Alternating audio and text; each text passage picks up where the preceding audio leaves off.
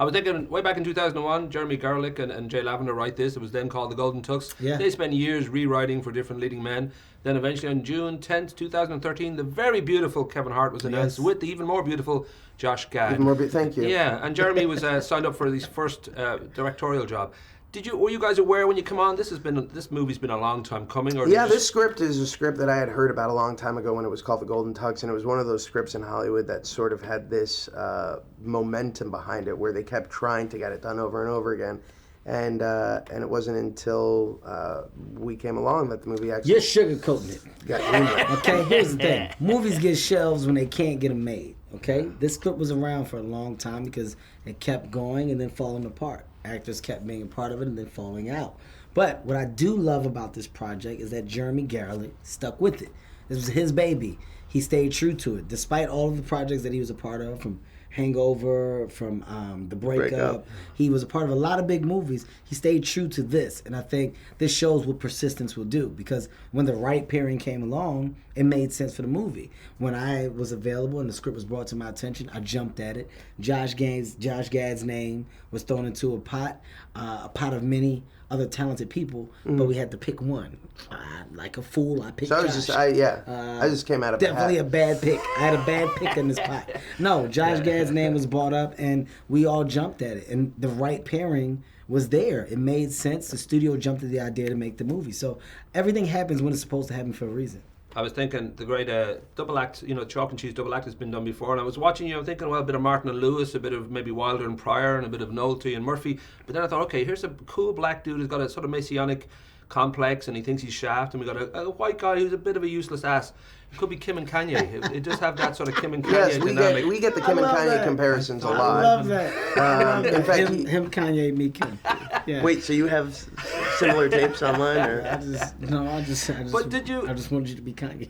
Did you guys measure it up, like say, okay, these are references, because the wedding kind of genre too is a subgenre of itself, the comedy. Did you think of like looking at other stuff to avoid, or other stuff to be inspired? No, we sort of owned it, and forgetting about distinctions in terms of culture and things like that. It was about the fact that from the very get-go, the two of us had an unbelievable chemistry with each other that came out of a respect for each other. I've literally been watching Kevin stand up for forever, and I was like, this is one of the funniest people out there right now. And Kevin being a big fan of theater, right, Kevin? Was the movie theater? The theater where people have live performances. Yeah, I've seen was it. I saw a huge fan of mine, obviously. Right. You did theater?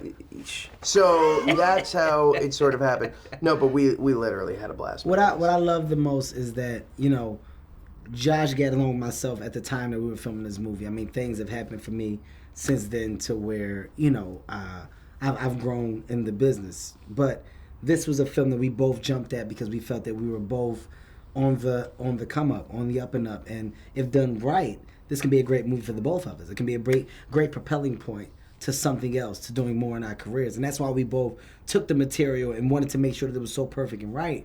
And with us having a first-time director who was the writer behind the movie, it was a risk, but it wasn't, because they matched him up with a great producer.